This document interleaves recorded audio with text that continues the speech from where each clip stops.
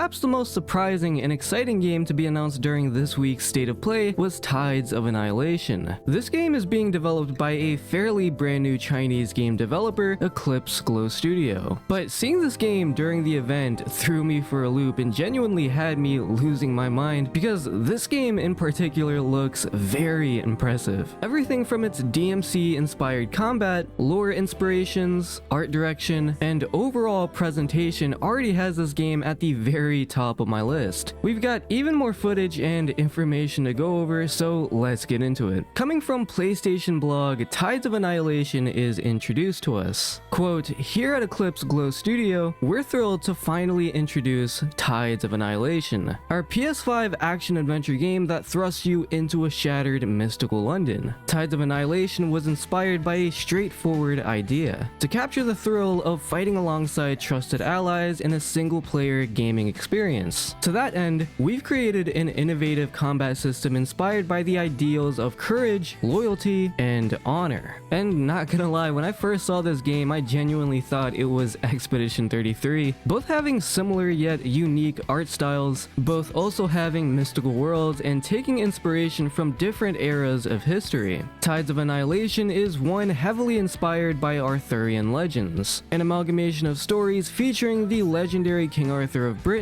during the Middle Ages. All of this is prevalent throughout the trailer, and even during gameplay you'll see these knight companions helping you as part of the combat, that may be even referencing the legendary knights of Arthurian legends. And you know, speaking of companions in combat in general, they continue on this by saying, quote, "Players will take on the role of Gwendolyn, who wields the power of a mysterious gray fog that can manifest two spectral knights at her side. Each knight has a distinct combat role, whether it's charging into battle, defending against attacks, or unleashing devastating combos. Players will need to strategically choose which knights to summon based on their preferred gameplay style and the challenges they face. The interplay between Gwendolyn and the knights creates a dynamic, fast-paced, and deeply engaging combat experience. It's a system that our team, veterans from top game studios, fell in love with during internal playtests. And this is absolutely incredible to hear. The spectral knights that our main character Gwendolyn can summon will act as offensive and defensive playstyles for the player to choose. However, it sounds like they won't funnel you into forcing you to use any specific one for too long. Very much in line with character action style games and giving the player as much freedom to express themselves through the combat and combo however they want. But these knights also play a very strategic role in combat as well, to where you may need to strategize when to switch between your companions for certain enemies or bosses. This type of system, Gwendolyn's abilities, and how you switch in between them very much reminds me of another stylish hack and slash game that came out a couple years ago, that being Final Fantasy 16. Obviously both games were inspired by DMC, but I think the magical presentation within the abilities of Gwendolyn's attacks looks way more similar to Final Fantasy 16 and what you would see Clive pull off with his magical iconic abilities. I immediately got FF16 vibes. I also did a gameplay comparison, and I mean, really, check this out.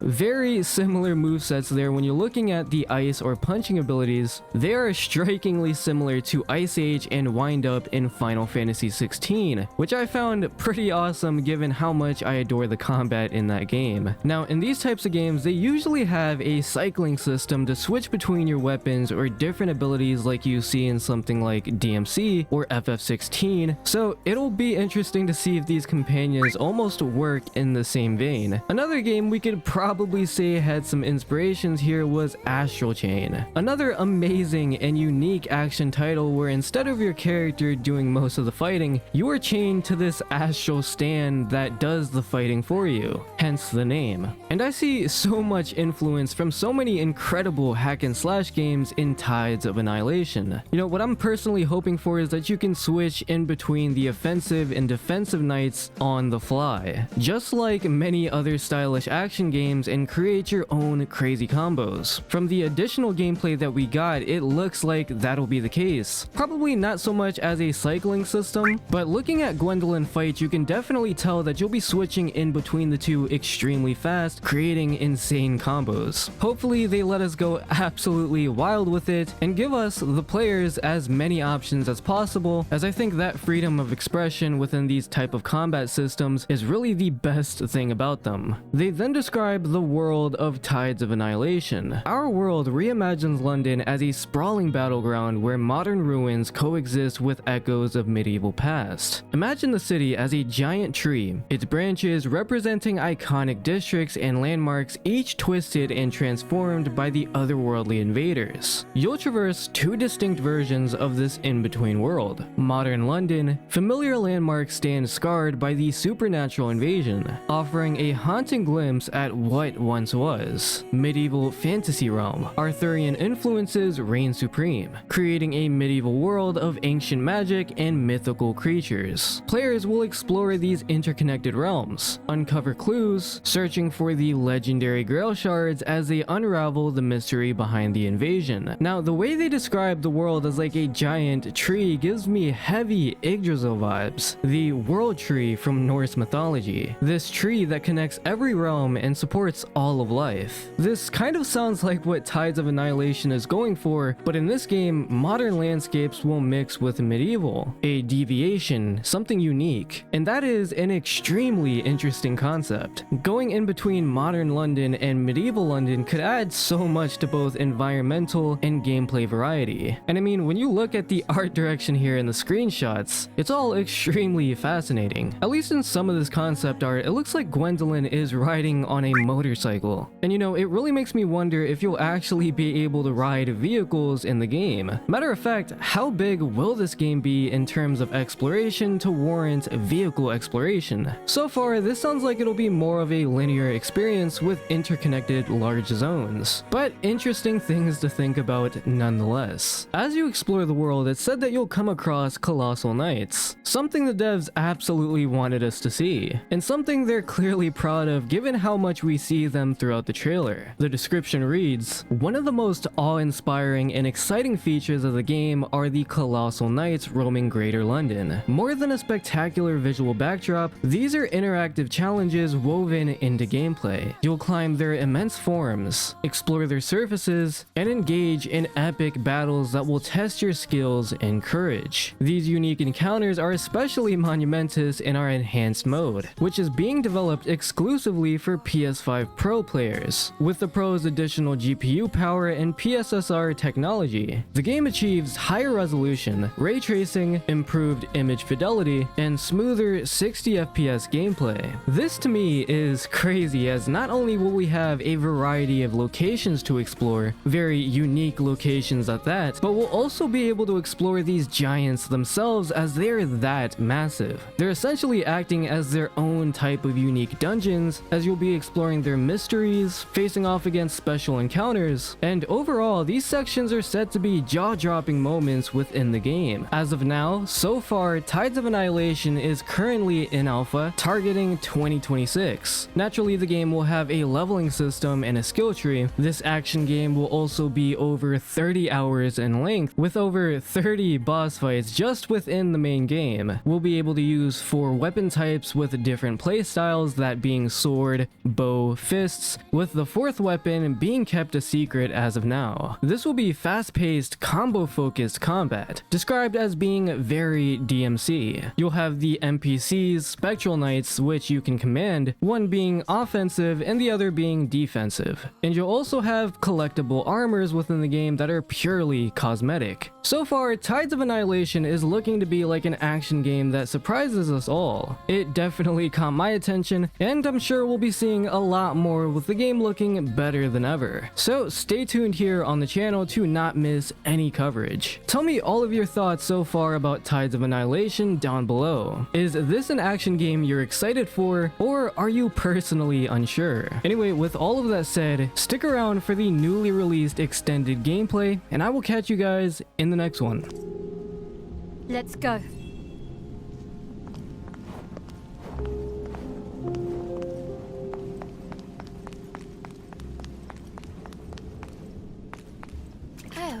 This place was fine before.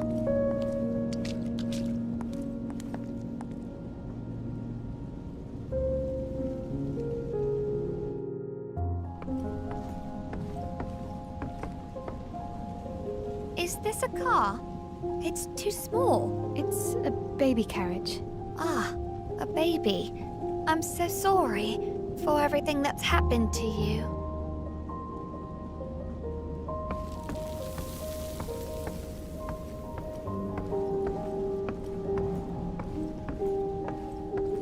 Let's go. Get over here.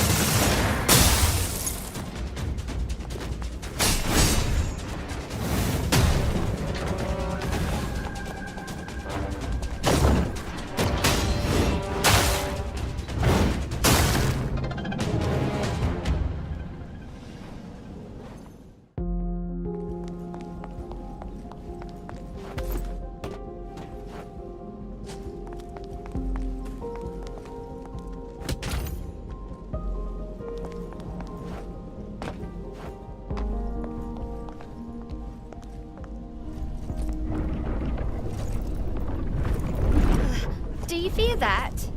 Just a fold realm. Scarlet Waters! Run!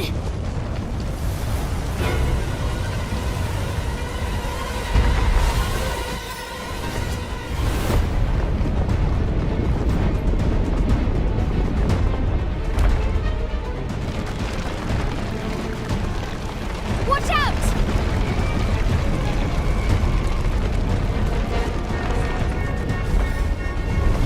Darn it. The Scarlet Waters are making this place even more unstable. See that? Want a shot? Might be a way out. Let's go.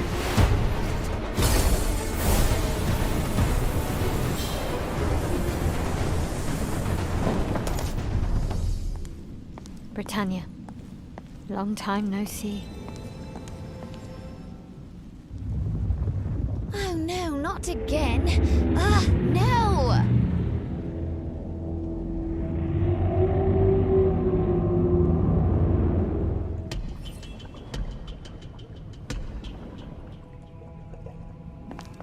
The path is flooded.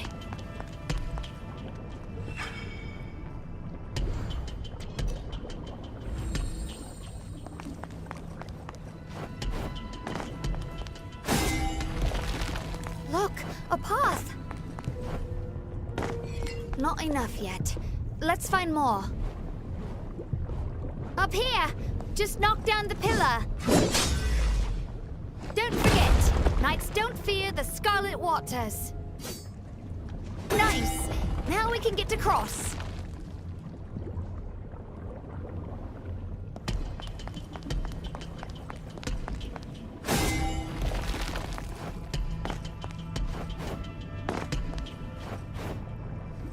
I sense danger. Seems like that's where we're headed. Once we go in, there's no turning back. We need to be prepared.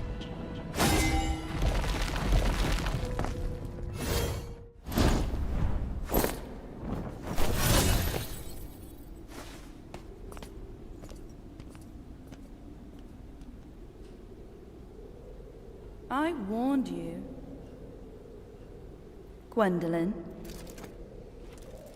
did you come here just to get upset? With me? Damn it, Mordred! That's up to you. Just here to read, are you? I have more pressing matters. You should have stayed out of my way. Like I said before, I've no interest in your throne. So, you're after the night for something else? That's right. You mind your business, and I'll mind mine. Don't trust her! She's a psycho! Silence! Idiot!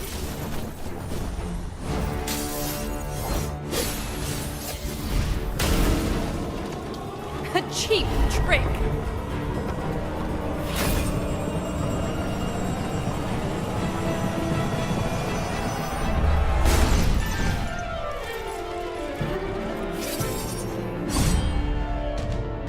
You're weaker than before.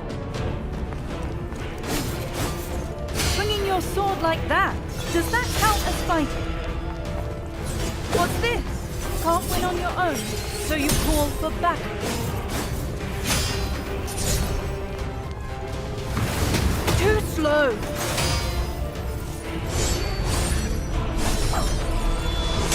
This is all you've got.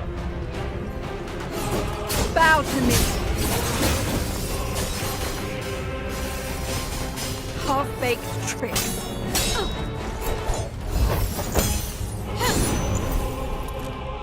Very well. This is your own doing, pest.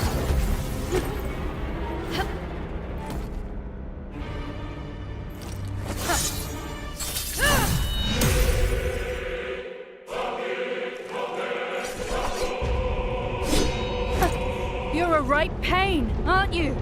You'll soon pay the price. You're nothing!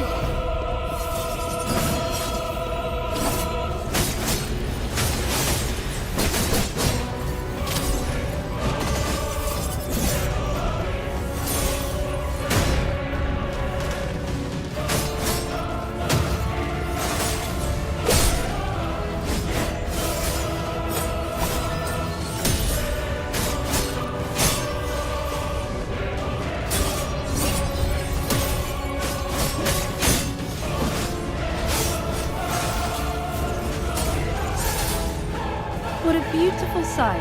A perfect picture of failure.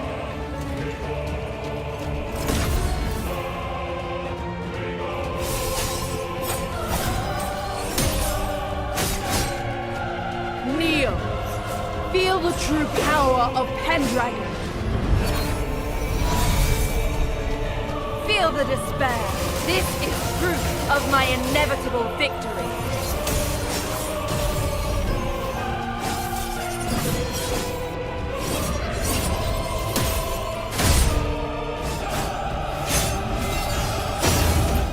How is this possible?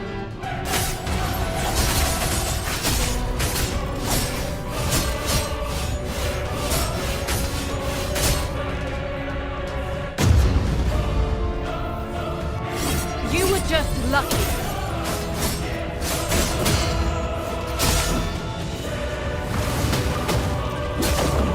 How dare you!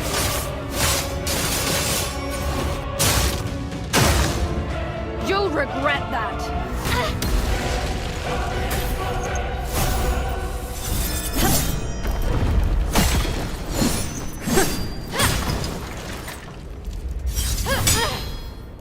You're nothing but a bug, while I'm destined to have it.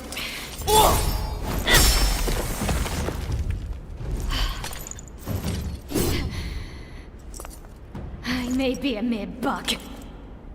But who the hell do you think you are? Watch your mouth. Face it, you're just a discarded pawn in this game. Damn you! I'm Pendragon. No one can cast me aside, ever!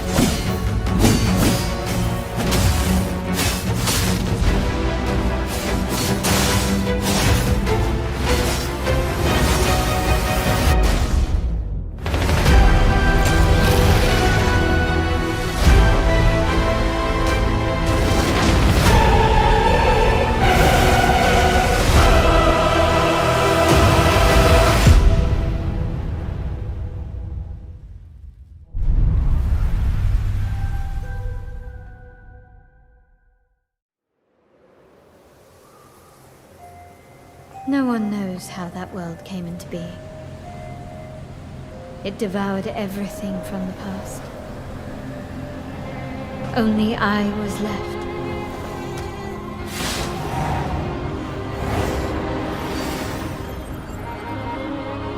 That was a fatal mistake.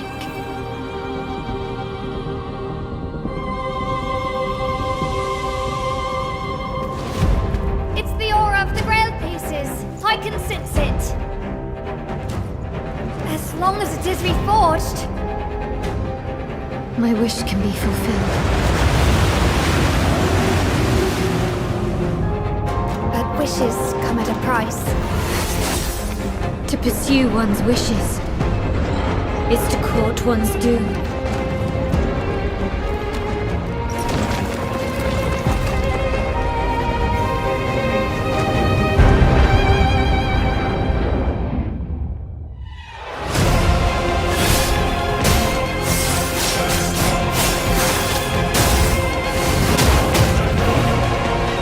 Holy Grail.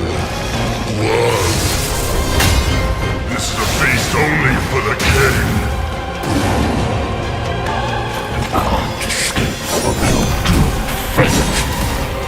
Gwendolyn, this is your final warning.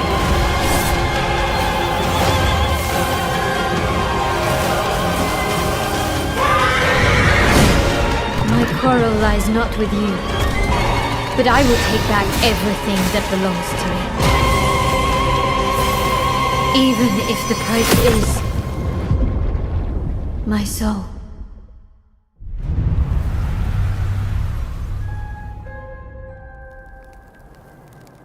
The table is dead. It exists no more.